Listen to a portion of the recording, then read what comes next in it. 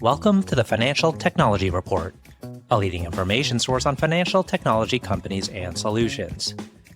In this episode, we speak with Anwar Ghauche, founder of Constrafor, a construction procurement platform with embedded financing. Founded in 2020, Constrafor supports general contractors and subcontractors by standardizing key back-office workflows, including contracts, COIs, invoices, and payments, and provides subcontractors with fast, cost-effective receivables financing through its early pay program. Before launching Constrafor, Anwar held roles across engineering, management consulting, AI product development, and technology investing. I am your host, RJ Lumba. We hope you enjoy the show. If you like the episode, click to follow.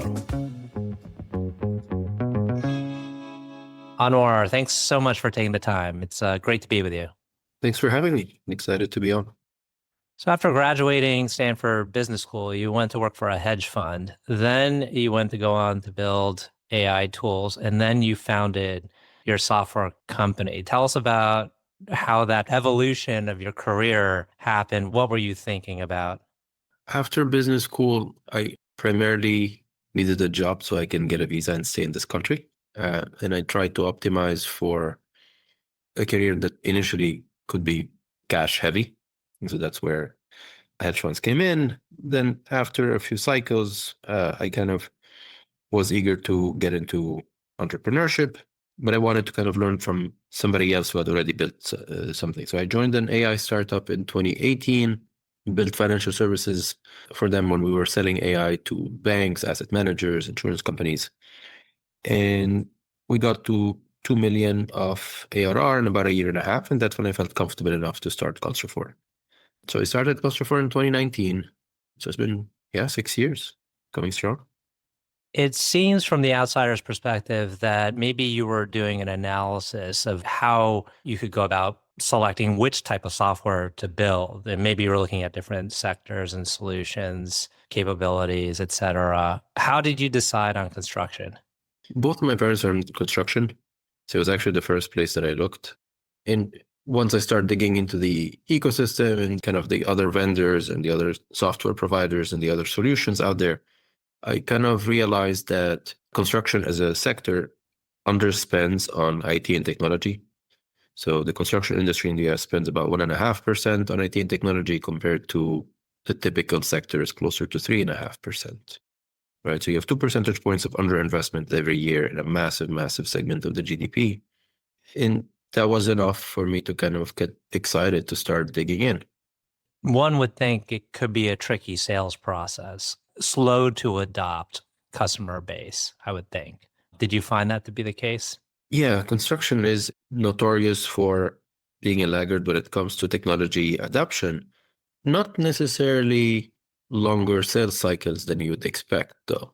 People typically associate lack of software or lack of solution adoption with longer sales cycles. I wouldn't necessarily say that's the case. In fact, selling to anyone that has ever sold to banks or government entities or insurance companies know that these guys have a great appetite for technology solutions. They just have massively elongated sales cycles.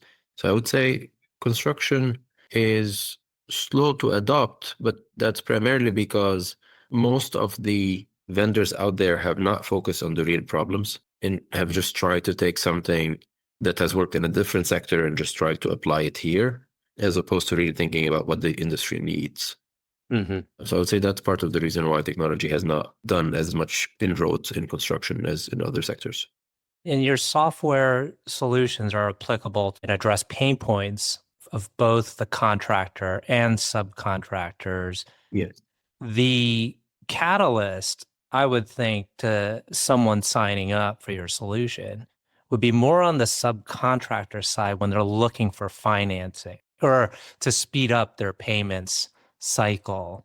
Is that the case, or is it on the contractor side, there is a catalyst there as well? Yeah, so for the general contractors, typically they're more interested in our procurement suite. So they're using our software to pre-qualify their subcontractors, where they use us to analyze the financials of their subcontractors. They're using us to manage contracts. And so we can think about e-signature, but embedded within a complicated workflow where you need approvals, where you need redlining back and forth, etc. You can think about the general contractors using us for insurance compliance. So today we're by far the largest construction insurance compliance platform. And also the scale of Constrafor at this point helped, where we reach a quarter of the US subcontractors. That means on the insurance side alone, that's 16% of the US construction insurance policies that come on the platform, right? So at some point, it starts to become kind of this virtuous cycle where the general contractors are already using the platform, the subcontractors are already used to interacting with Constrafor to deal with their general contractors' requirements and requests. And so because these subcontractors also have other general contractors that they work with at the same time, it's a lot easier for them if all of their insurance, all of their contracts, all of their invoices are handled in one place. And so we started with the GC side of the house just to get the distribution from these general contractors. But the catalyst for our rapid growth has been the fact that the industry has all sorts of network effects built into the projects. Mm-hmm. So one GC can bring you hundreds and hundreds of subcontractors across their portfolio of projects. And then each subcontractor can also help attract a lot of GCs just because they're active on several projects at once. Mm-hmm. So in understanding this whole ecosystem that you're helping to facilitate, do they skew to the larger side of general contractors? So these are folks that have a back office person that's using your software. Yeah, the way we actually think about it is we want the GCs that do more than $100 million of annual construction volume. So going all the way to the largest in the world, like we have people like Skanska that have been on the platform for years now. We have 4 of the top 10 general contractors in the US. We're hoping we'll be at actually 70% of the top 20 by June next year. So, and you mentioned 6 years. It seems like you've done a lot in those 6 years. Has scaling a company or founding a company been more intuitive to you? Do you find that you kind of have a natural apt for building companies? No, I think I did all the typical mistakes. I just think I did those mistakes and iterated quickly. And so I didn't dwell too much on the things that didn't go so well. Like I was actually, if there was one thing that we did well, is that we kind of were able to move quickly when some things were not very promising. But you had the confidence to found the company. Where did that confidence come from? I think part of it is I'm from Lebanon. There are not a lot of jobs. This is not a developed economy. And so it is not unusual for people to graduate college and to go try to start something. And so the stigma around failure is not there for most Lebanese expats. So that's one part of it. The other part of it is having been a public market investor, the market really teaches you humility because you're going to be wrong quite often. And that's a muscle that is quite helpful for entrepreneurship. Mm-hmm. If you learn to expect that, yes, a lot of things are not going to go well, you treat it differently when you get your first obstacle rather than someone that was not expecting to see any mistakes or any failures. One of the key variables you do have in your control is the people you bring on to your team. How did you go about doing that?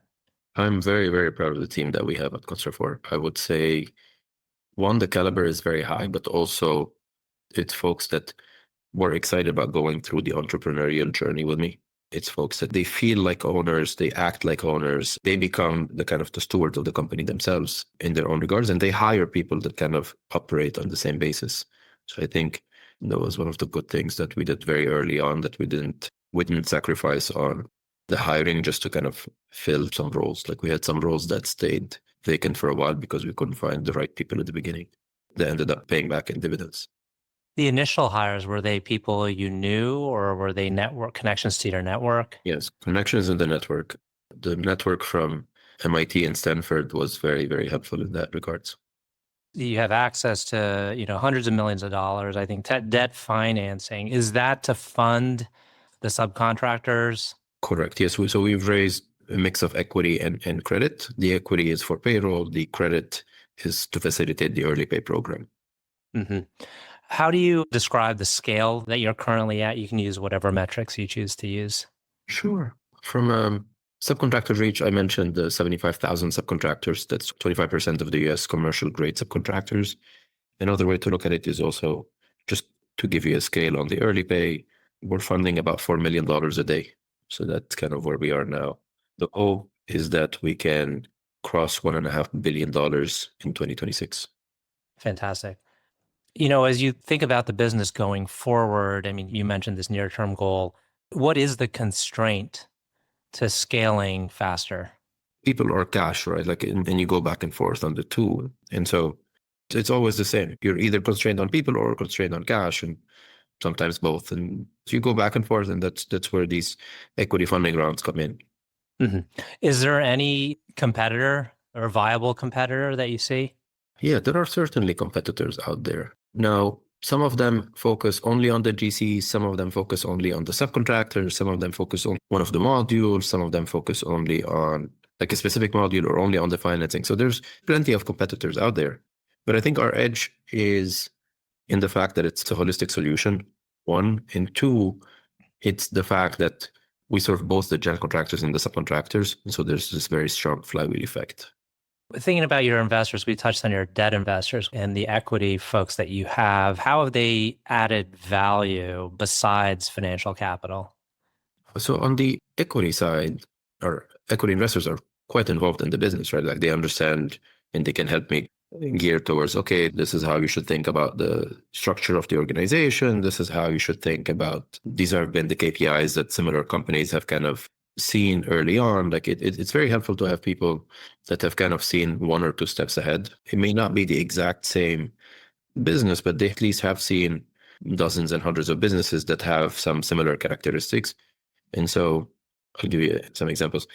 Before you start to spend on marketing, you need to have a certain sense of, okay, what should my marketing spend be as a percentage of revenues? And it's not a formulaic number, but like it's good to be kind of within a certain benchmark, within a certain range. So just knowing and hearing about this from my investors has been quite helpful. Introductions have obviously been very helpful, both customers, but primarily on people to hire. Mm-hmm. And it's also good to have kind of experienced investors that can be a sounding board and also just take a step back, kind of help me take a step back every now and then to make sure that we're still on track. Mm-hmm. Because it is quite easy to get too deep into the certain details and to kind of not raise your head every once in a while to understand, okay, are we on track? Are we moving in the right direction? We're heading into the tail end of the conversation. I've got two final questions. One is, can you tell us about a person who has had a profound influence on you? Plenty of mentors. I'll pick Andy Rachleff. Andy was one of my professors in business school. His style of communication, his way of kind of approaching company building from both the operator seat and from the investor seat has been very, very helpful.